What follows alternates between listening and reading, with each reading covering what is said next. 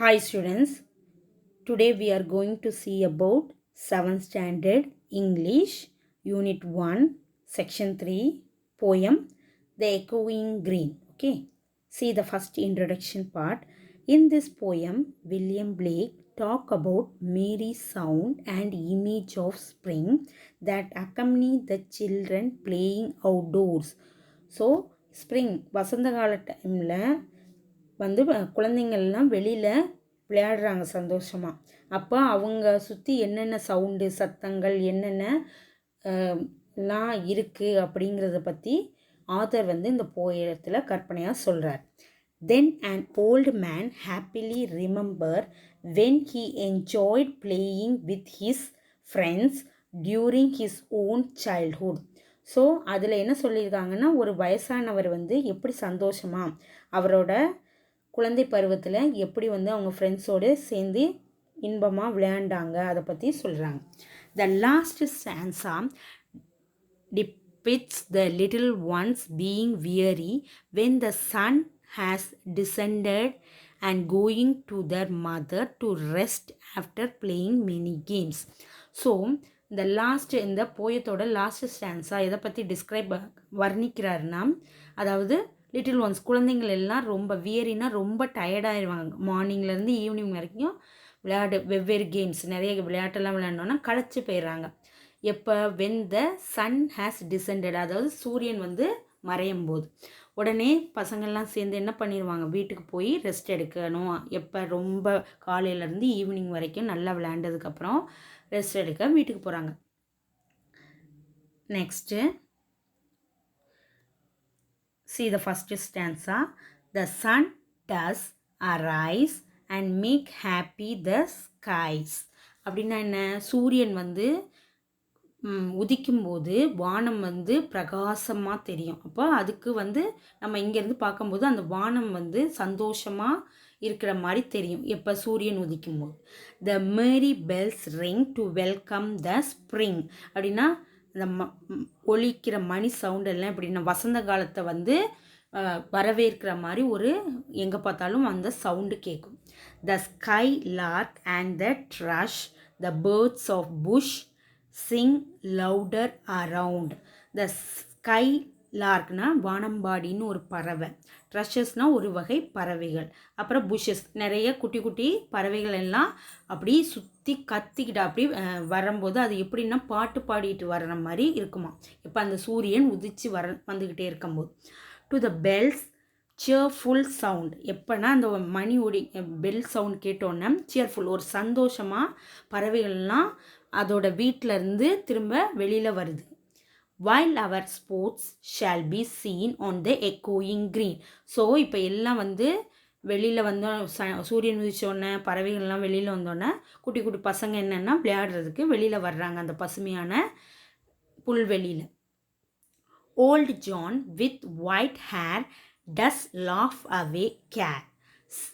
So அதுலேருந்து ஒரு old John, அந்த ஓல்டு மேன் வயசானவர், அவருக்கு வயசான முடியெல்லாம் நிறச்சி போயிடுச்சு, அவர் வந்து சிரிக்கிறார் அவரை பற்றி.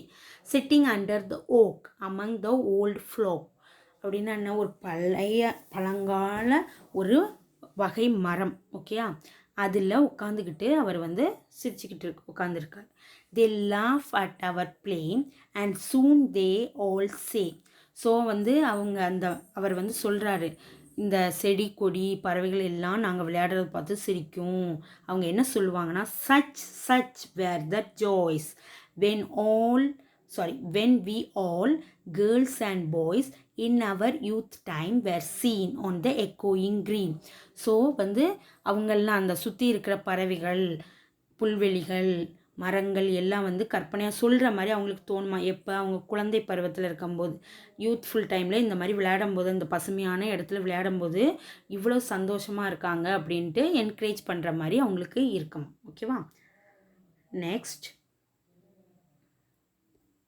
The last stanza. till the little ones weary no more can be mercy the sun does descend. அப்படின்னா என்ன அர்த்தம், டில் த லிட்டில் ஒன் வியர், அதாவது ஒவ்வொரு குழந்தைங்களும் டயர்டாகிறது வரைக்கும் அவங்களோட சந்தோஷம் கொஞ்சம் கூட குறையாது. எப்போன்னா அந்த சூரியன் அஸ்தமிக்கும் போது தான் அவங்க கொஞ்சம் கொஞ்சமாக டயர்ட் ஆவாங்க. And our sports have an end. So அப்போ சூரியன் அஸ்தமிக்கும் போது அவங்களோட கேம் எல்லாம் முடிச்சுக்குவாங்க. Round the laps of their mothers many sisters and brothers. So என்னன்னா குழந்தைங்கள்லாம் என்ன பண்ணுவாங்க, திரும்ப வீட்டுக்கு போவாங்க. அவங்க அம்மா, அக்கா, தங்கச்சி, அண்ணன், தம்பி எல்லோரும் இருப்பாங்க. அவங்கள பார்க்குறதுக்காக வேண்டி விளையாடி முடிச்சுட்டு போவாங்க. Like birds in their nest. அதை எப்படி சுட்டி காட்டுறார் ஆத்தர், எப்படி வந்து பறவைங்க வந்து காலையில் அந்த கூட்டை விட்டு வெளியில் வருதோ அதே மாதிரி குட்டி குட்டி பசங்க அவங்க வீட்டில் இருந்து வெளியில் வந்து சந்தோஷமாக விளையாடுவாங்க. திரும்ப வந்து அதே மாதிரி அந்த பறவைகள் இரையெல்லாம் தேடிட்டு சாப்பாடு உணவெல்லாம் தேடிட்டு திரும்ப எப்படி சாயந்தரம் ஈவினிங் டைம் வந்து திரும்ப வீட்டுக்கு போகிறது மாதிரி பசங்களெல்லாம் நல்ல சந்தோஷமாக விளையாடிட்டு திரும்ப ஈவினிங் வந்து வீட்டுக்கு போகிறாங்க. Are ready for rest. So இப்போ என்னென்னா அவங்க வந்து ஓய்வு எடுக்கிறதுக்காக வேண்டி கிளம்பி போகிறாங்க. And sports no more seen. So இனி இதுக்கப்புறம் வந்து அவங்க விளையாடுறத பார்க்க முடியாது. ஆன் த டார்க்னிங் க்ரீன் அப்படின்னா இருட்டுற நேரத்தில் யாரும் விளையாடுறதை இங்கே பார்க்க முடியாது அப்படின்னு ஆத்தர் வந்து சொல்லியிருக்காரு.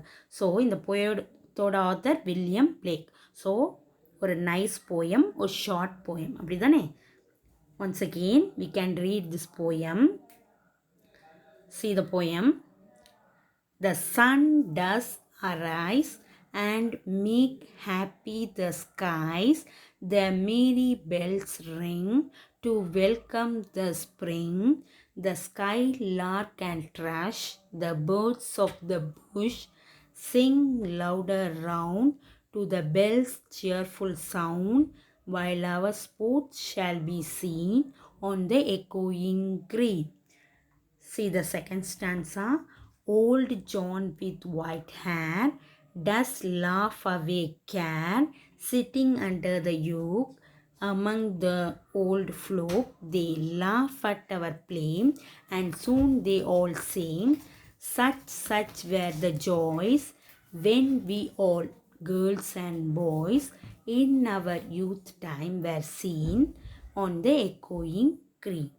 Now see the last stanza. Till the little ones weary, no more can be merry. The sun does descend, and our sports had an end.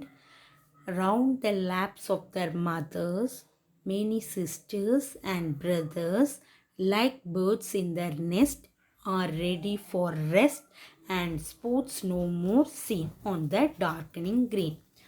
So this is a nice poem. So tomorrow you have a test from this poem. You have to study the last stanza from, see this paragraph, this stanza you have to study. Okay, memorize. So என்ன பண்ணணும், இந்த last ஸ்டான்ஸாவை நீங்கள் வந்து memorise பண்ணணும். So இந்த last stanza தான் உங்களுக்கு tomorrow test. ஓகேயா? இதுலேருந்து till the little one weary, no more can be merry. The sun does descend, and our sports have an end. Round the laps of their mothers, many sisters and brothers, like birds in the nest, are ready for rest, and sports no more seen on the darkening green. So with author name you have to study. Okay, thank you students.